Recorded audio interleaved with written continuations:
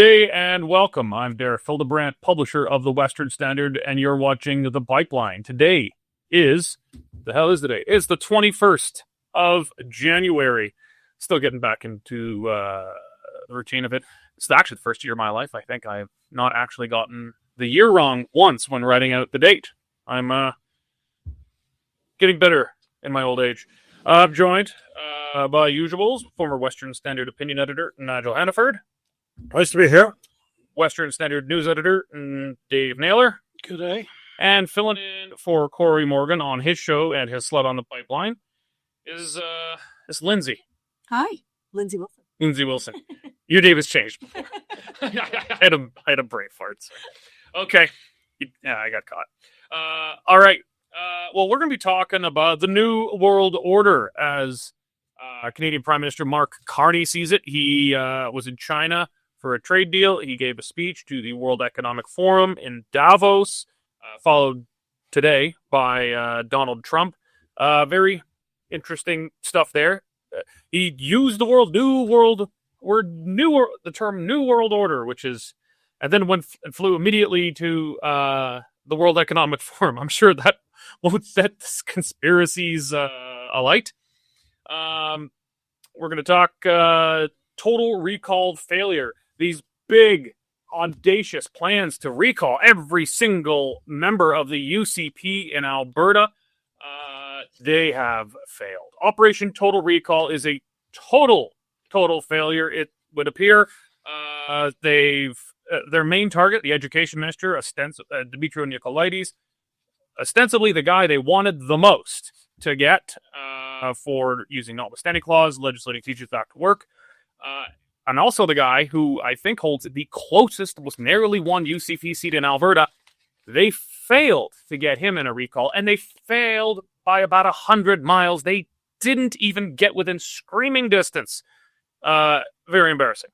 But first, we are going to start off with why Canada needs ICE. What's ICE stand for again? Immigration and Customs Enforcement. Yeah. Not a lot of government departments I like. The Rat Patrol in Alberta is one of them. ICE in the United States, that makes my list too. I love ICE. I want so much more ICE. I think the style of the Trump administration, they're hyping things. They put out these edits. They're kind of hype edits. And I think ICE is actually portrayed by the U.S. government as way more hardcore than it actually is. I think it's probably, for the most part, fairly mundane.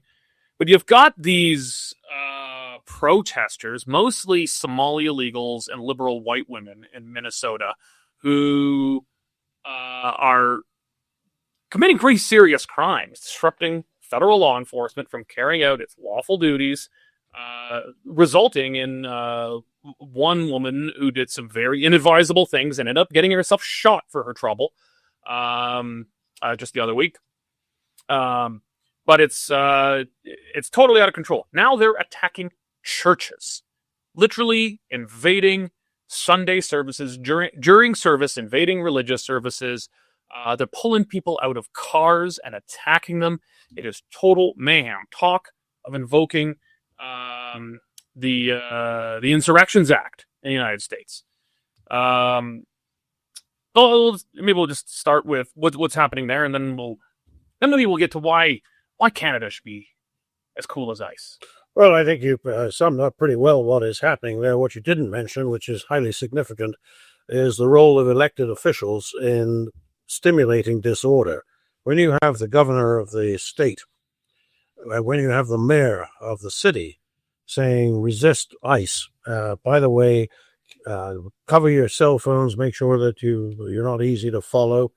We'll tip you off where ICE is operating. Go there and make a scene. The Insurrections Act is probably, that is an insurrection. And it's astonishing because it's one level of government contending with another. We very, very seldom see that so overtly. Obviously, we've seen lots of resistance among blue states to red presidential government, but it's very seldom that you actually see them go out and say, "Oh, they're inciting violence." It's inciting violence. So, as for why, well, there's a massive fraud down there, and when all the tales of that are told, it's probably going to lead back to the governor's office, in which case he has every reason to distract attention. But I mean, this is just in one city. If it works there, I'm sure the people who organized it, and this is organized, it's not a spontaneous eruption, would take the show on the road and see if they could disrupt elsewhere and provoke an overreaction from the Trump administration. Now, the point about all of this really is that why would you not have an immigration enforcement? If you're a serious country and you have a border, people penetrate the border in not hundreds of thousands, but in millions. They're there illegally. Either you're a country or you're not. So you go and get them and ask them to leave and assist by putting them on a plane. Some of these people are awful people. Not all of them, I'm sure, but some of them are really bad. And so I share your appreciation for what ICE is actually trying to do down there. I think I saw some numbers yesterday that 2 million people had self-deported from the United States. 665,000 had been removed. That still leaves about 7.5 million to go. People who just from the Biden era, just the Biden era, yeah. So walked across the border, which is itself illegal, doing whatever they can to survive, and you can't have that many people walk into a country without having an effect. Which brings us to Canada. We are nowhere near as good at keeping track of people as the Americans are, and they certainly struggle with it. But I think the number I saw when I was looking all of this up, we have undocumented population estimates ranging from 600,000 to 1 million as of mid-2025. I mean, it's purely speculative when you don't know for sure as to how far this could go, but this is really driven by over 1 million work permits expiring in 2025 and another 900,000 this year. And they come here and then they don't go home. Well, they're not they're not the rapists, the thugs, the murderers, and so forth that ICE is dealing with in so many places in the United States. But a deal's a deal. You give you a visa for 2 years, you come in, you work, you do whatever you're here to do, and then you go home and reapply if you want to come back. There is an issue. Canada just never takes this stuff seriously, but it needs to. Well, Lindsay, the fraud taking place in Minnesota is, I shouldn't say well documented. It's just becoming known now, the Leering Center and, the funny stuff we've seen that's costing Minnesota taxpayers an arm and a leg. It's also voter fraud because, I mean, if you look, let's put the map up on the screen. The states that require ID to vote versus the states that do not require ID to vote. You notice any overlap in how those states vote? States that do not require identification to vote overwhelmingly vote Democrat. States that require ID to vote overwhelmingly vote Republican. And the ones where it's a little mixed about how you need to vote, they tend to be swing states. You can't, there is, by some estimates, Minnesota could lose a whole congressional district with the deportations going on. And the deportations are actually not that extreme, as Nigel went through the numbers. They've actually only deported 300,000 people. That's a very small fraction of the illegals that are estimated to have come through during just the 4 Biden years, where it was quite explicitly welcomed for people to come in, where they actually cracked down on, say, Texas for actually trying to defend the U.S. border. It's voter fraud. That's one reason I think these Democrat politicians are so intent on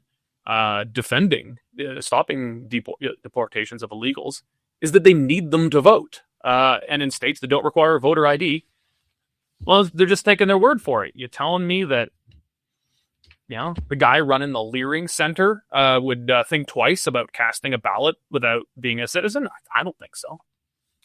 I mean, I just want to jump in here and just say, I know a lot of really great, hardworking immigrants, and every immigrant that I speak to who's come here to Canada through legal channels, they are the biggest proponents for protecting the borders. they have escaped regimes, they have escaped communism, they have escaped dictatorships, and they've come here to work hard, build a better life for their children. They don't want this country to turn into what they ran away from in the first place. I am the daughter of a refugee from communism, and I grew up with all of the horror stories, and they're not stories, they were the truths of what really happened.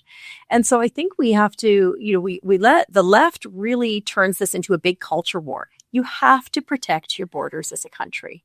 That's not being racist. That's not being against, that's not trying to ethnically cleanse a culture or a country, right? And you have to have voter ID. It's insane, you guys. It's insane to think that we don't have to have voter ID. That shouldn't even be a left or right issue. I forget who said it, but someone put it well. Some lefty was saying voter ID is racist. How this is everything's terrible. racist to them.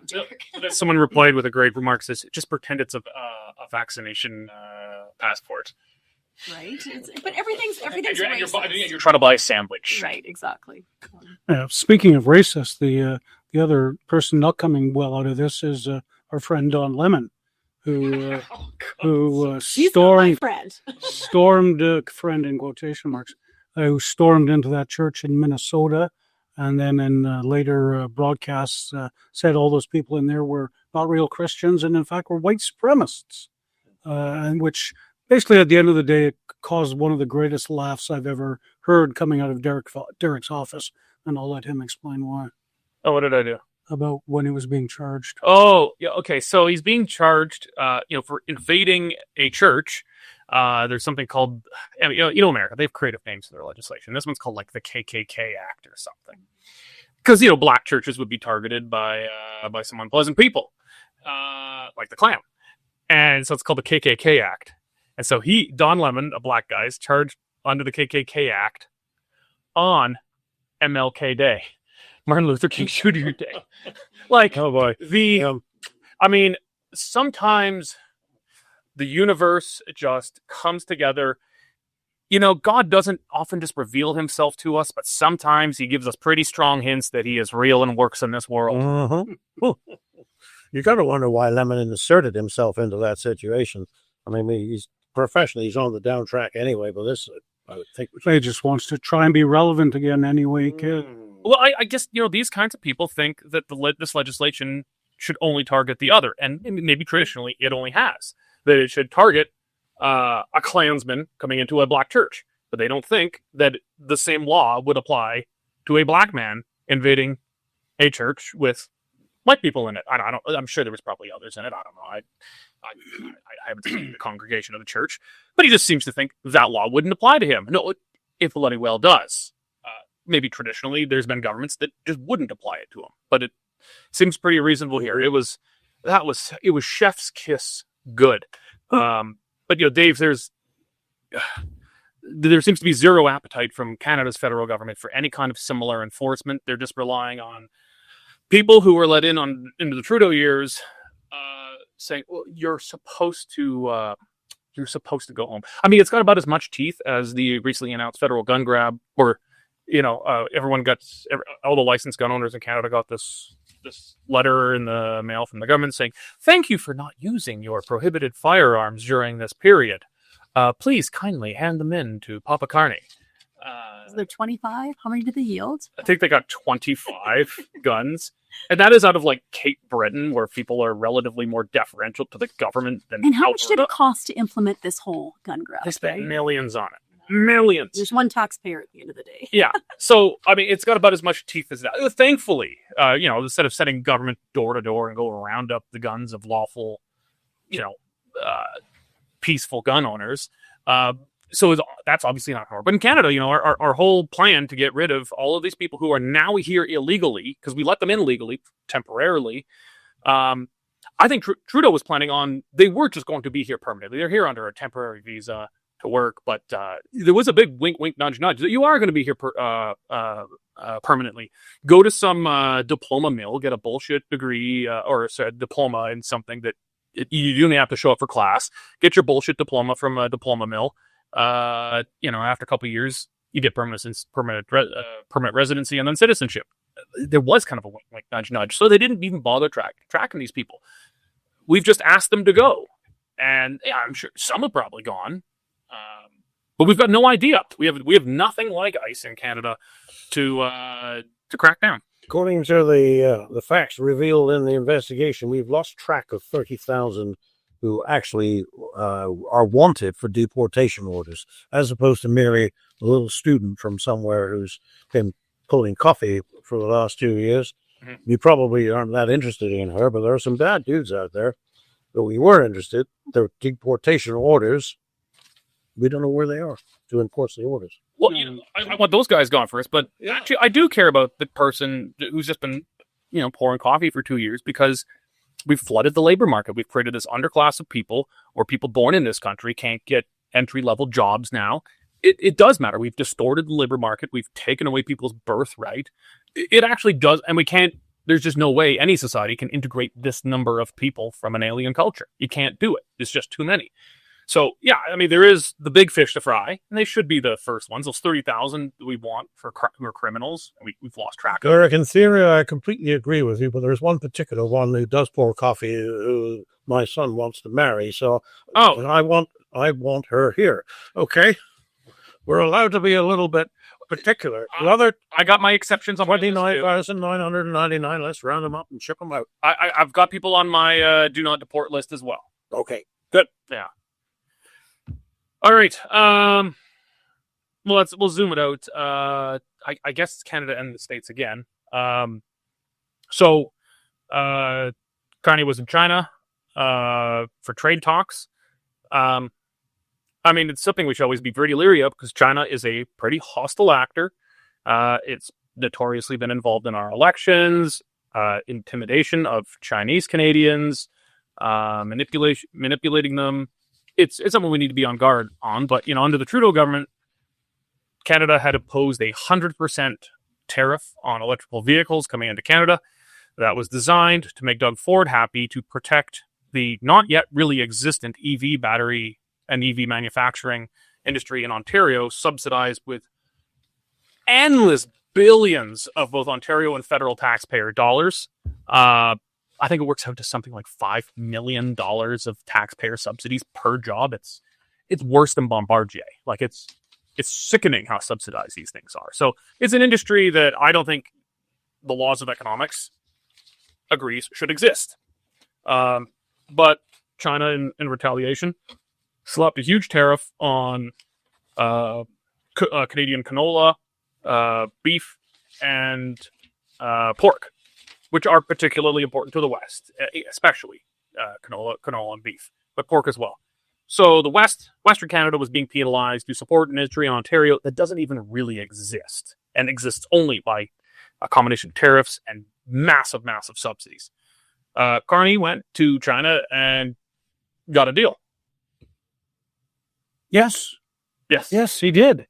Much to the disgust of Doug Ford, who today called for all Canadians to boycott Chinese electrical vehicles, even though they'll be a lot cheaper than the ones built here. And he got on his plane and flew to United Arab Emirates, signed some memorandum of understanding there, and then flew into the WEF, where again he took center stage to talk about his version of the New World Order. Said the old world order is gone; it's not coming back. Stop being sentimental and nostalgic, and urged the non-major countries, of which Canada would be one, to get together to protect themselves from the major countries. We of course know he's talking about the United States there and their grand plans. Speech went down in liberal circles. It was the best speech since Winston Churchill was alive.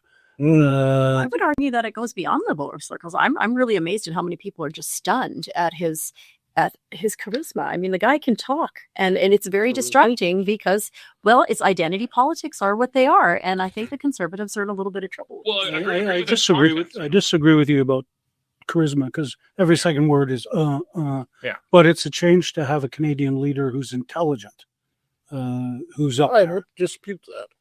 It is being dubbed as a powerful Look where the speech. bar has been set. I mean, I was talking to some normies yesterday, and who are not very liberal friendly, but they're not, total red pilled, off the wall right wing, and And they're like, yeah, I don't agree with everything he said, but I mean, it was refreshing to hear a Canadian Prime Minister say something that wasn't retarded. Well, the bar was very low. The bar was very. You've said the bar so low that if you come in with your pants on to the podium, I guess the borrow phrase occurred tonight back to the 2015 debate. A prime minister shows up with his pants on for a major speech. He's exceeding a bar here. So I think he did well. Let's play the tiny clip here where he talks about the New World Order. I believe the progress that we have made in the partnership sets us up well for the New World Order. Okay, so that was not a part of prepared remarks. I think that was actually in China where he said it. You could tell he's just kind of speaking off the cuff. He's like, New World Order. And halfway through the word order, he realizes, oh shit, I just said New World Order. That's going to set some people's spidey senses tingling. The memes are coming. Yeah. I'm not sure that is a part of a grand plan or anything there. I think that's more of, well, there is a new order to the world very clearly taking place. You can argue maybe it's a return to a much older order. The, pre-Second World War order of great power politics, realpolitik, or even pre-World War I. You could argue that. But it is a new world order.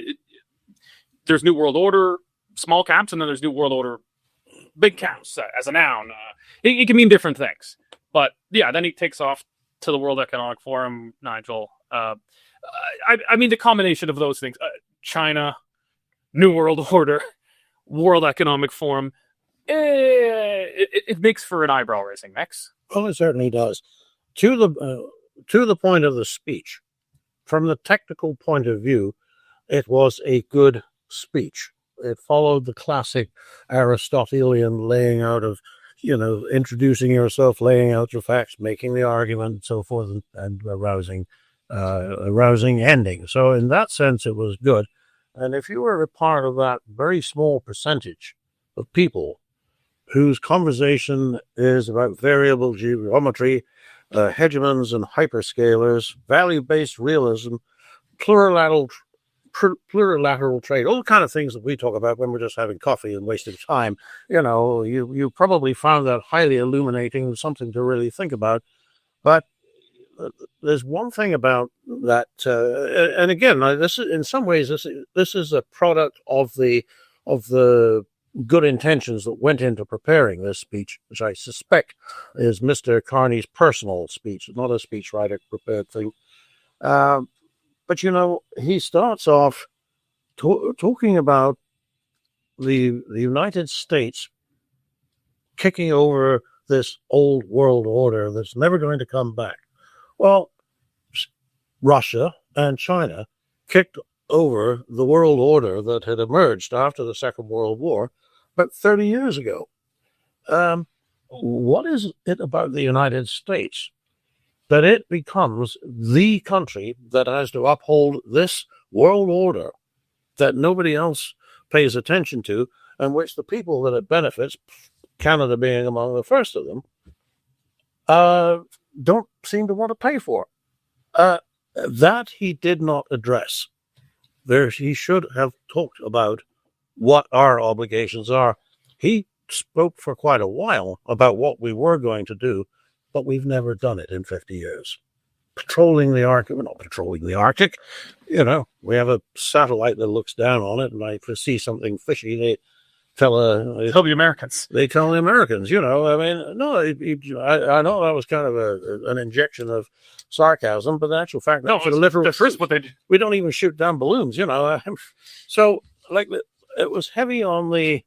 It really was a deceptive speech, and for all that it was a good speech, and I can see the people who don't think about things very much. Ooh, he did do well, Everybody clapped. They gave him a standing ovation. Well, Harper got a standing ovation. Everybody gets a standing ovation. I don't think Trump did. Well, possibly not. But I tell you what, Trump was on message when he said Canada is not grateful. We don't pull our weight. I would be all for a Canadian government that would. Mr. Carney says he is that government, but frankly, I don't believe him. Well, if you're getting a standing ovation at the World Economic Forum, you're probably doing something wrong. But yeah, I think we're saying prove it, yeah. right? But look, A lot of words out of this guy. I think Trump is not necessarily destroying. He is knocking over the existing world order, but I think he recognizes it's already dead. It's running on the fumes. It's running on the fumes of legacy, and it's being paid for and underwritten by America. I think he recognizes it's already done. You have had the incredible economic miracle from a Chinese perspective of China. You have Russia recovering confidence and reasserting itself after the collapse of the Soviet Union, and Europe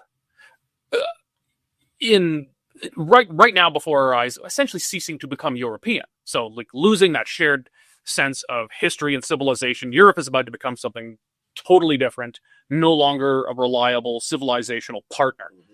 So everything is changing already. I think he sees this and says, I want to cash out.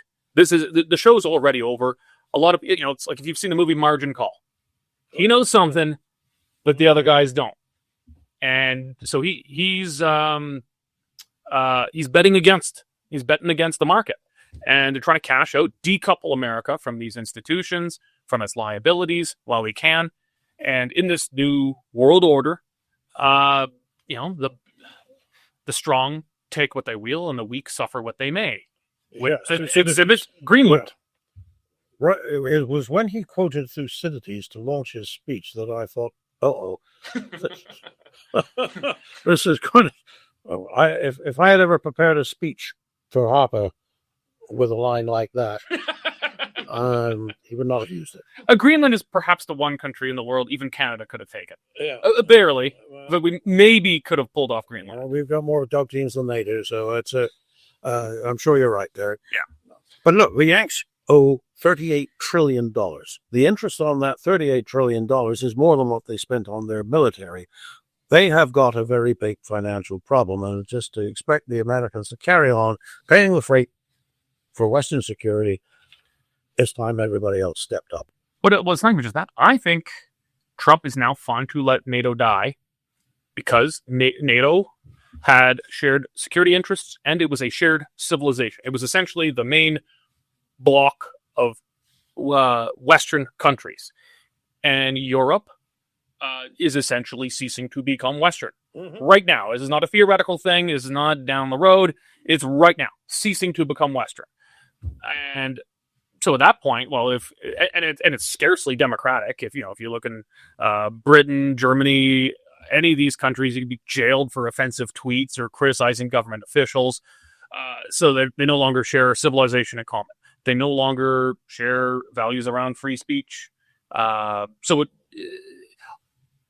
This leaves America without any real connection to it. So Europe is going to now do its own thing. It is probably going to go under. In my lifetime, Europe is almost certainly going under. Mm-hmm. So why should America underwrite it? Maybe you can argue it had an interest to do so during the Cold War, and during that time, European countries did pay more for the military, still less than the States. They needed the States to keep the Soviets out. But at this point, what interest does America have in actually propping up Europe? Yeah. I mean, don't get me wrong, I regret the passing of the old order, but sometimes you've got to face the fact that we have not done what we needed to do to preserve it. We have relied upon the Americans, and those days have done. So I was waiting with the phone in my hand for Trump to land in Thule after he'd been in Davos, and sort of just to say, well, here I am. But he didn't. Can't imagine why. Yeah. Okay, well, let's bring it closer to home here. Lindsay, so we had, there was the big teacher strike. The teachers are offered a pretty fantastic deal. I was actually quite angry at the UCP for offering them as much as they did. Raises far above what people in the private sector are getting. And of course, if you're a teacher, unless you diddle a kid, you've got job security for life, pretty much. And even then, the ATA will defend you to keep your diddling job. So, but they were not negotiating. The UCP legislated them back to work and used the notwithstanding clause to essentially court challenge proof it. It's done. The unions lost their minds and they say, well, we're launching a recall against every single member who voted for that back-to-work legislation, which is every single member of the UCP. And target number one was the education minister, Dimitrios Nikolaides, Calgary-Bow. Calgary-Bow was either the absolute closest or damn near about the absolute closest constituency in the last Alberta election. The UCP very narrowly won it against the NDP. So if they were going to have a chance anywhere in Alberta, it was going to be Calgary-Bow against Dimitrios Nikolaides. Update us on how well that's gone. Yeah, it hasn't gone so well.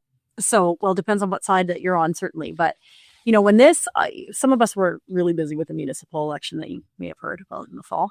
And, you know, when this first came out, I thought, uh-oh, UCP is in trouble. Like, this is bad news blues, right? I mean, there are gathering, there's marches, it didn't look good at all for the UCP. But timing is everything in politics. And this has blown up. Like, this has blown up like a Led Zeppelin, like an atomic bomb. This has blown up for the NDP because it became so angry and so vitriolic so quickly.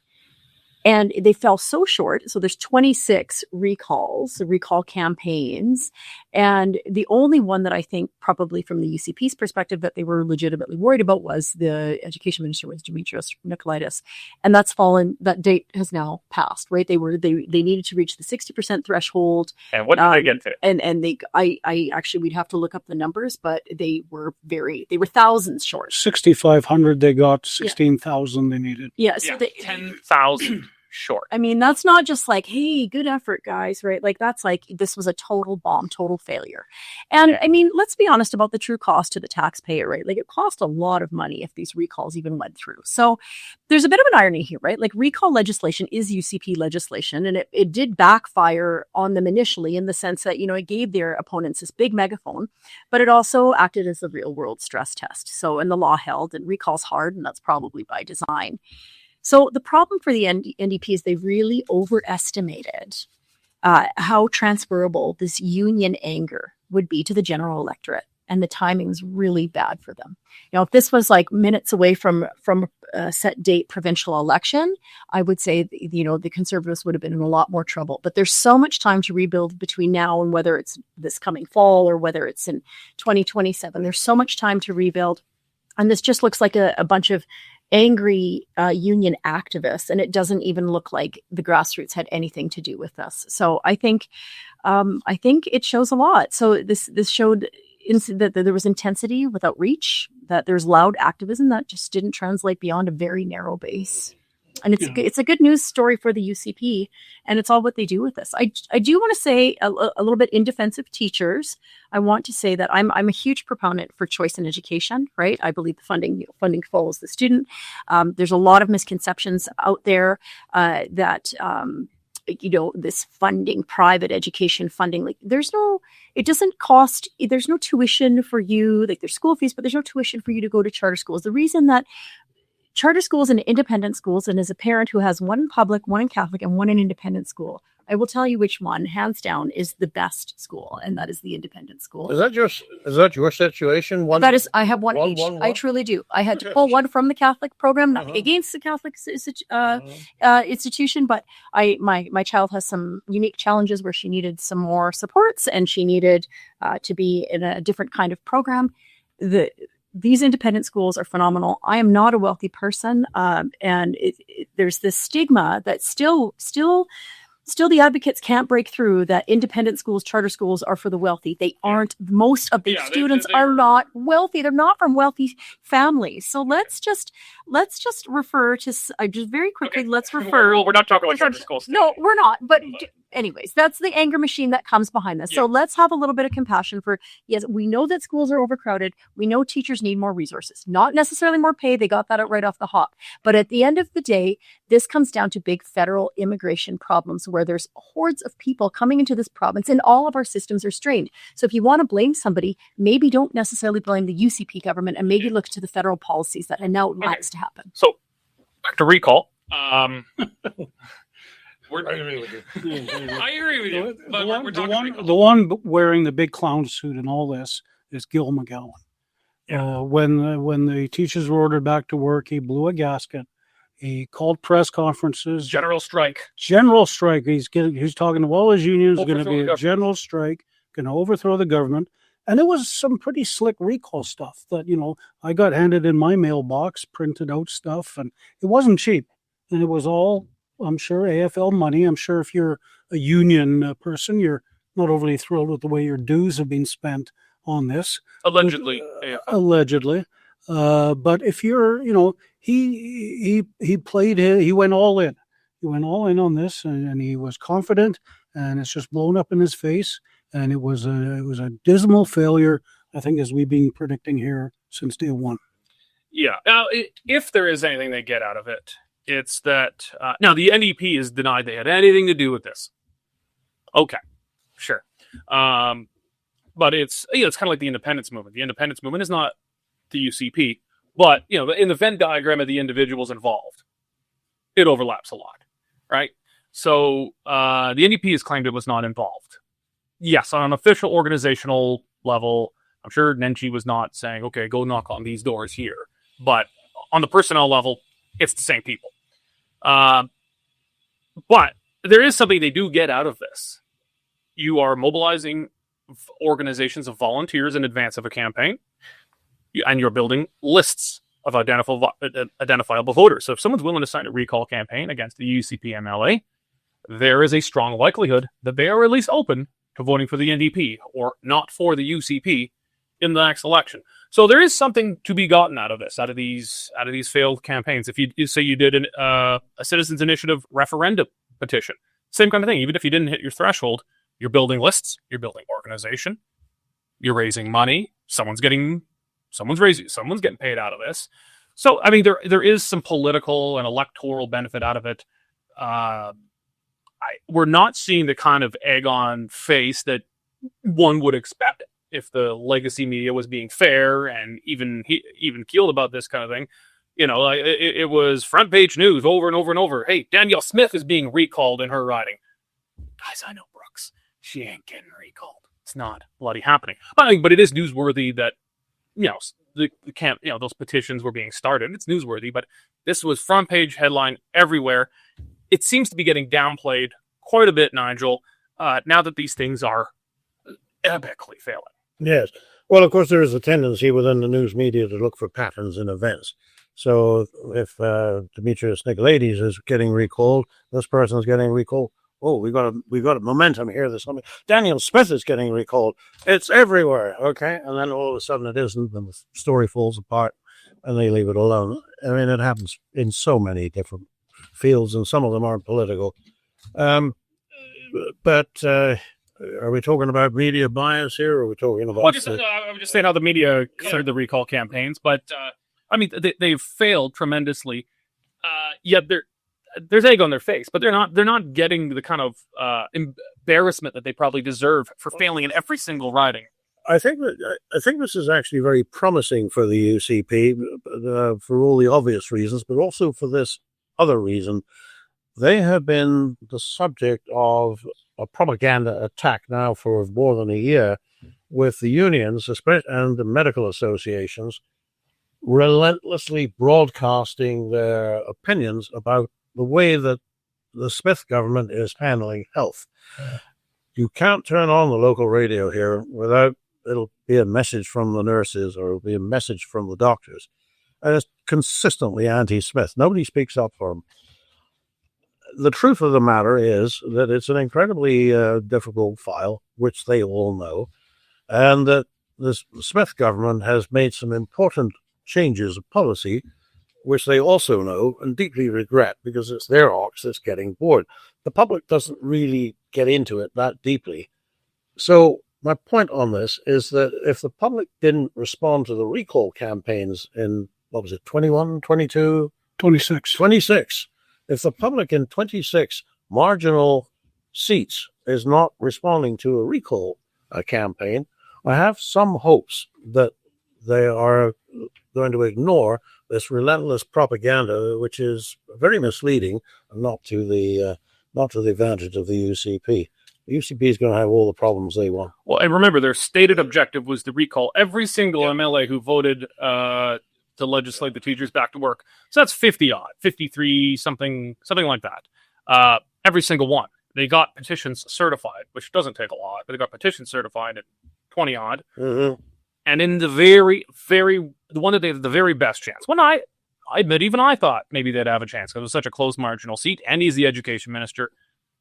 They got blown out of the water. And also, like, how hard is it to get someone to sign a petition? Like, Canadians are so polite. Hey, would you sign this petition? Yeah. Sure. What's it about? I don't know. Whatever. You're out here in the cold and, you're working. I'll sign your petition. That's a lot of people saying. Well, you trigger words, right? Like, do you care about kids? Do you care about? I think, can we just touch on the fire start of this whole thing, which is the notwithstanding clause or the use of it? And there's so much out there, and maybe the UCP could have perhaps done a little bit better of a job at communicating how and why they used it, right? So at the end of the day, my general understanding of this is they used it because our kids were out of school for 3-4 weeks. It was a ludicrous amount of time. It was very difficult to juggle that period for most parents, I know myself included.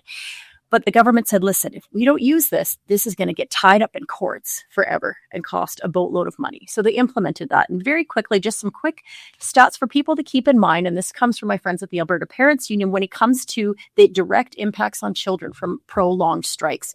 Lower immediate test scores, increased absenteeism, reduce the lifelong education students attempt to receive, harm lifelong earnings for students, and hurt immediate earnings for the family of the student. It's incredibly disruptive. We learned all this through the pandemic era. Teachers need to be in the classroom with their kids. And the government really, I don't think they had any other choice. Yeah. Okay.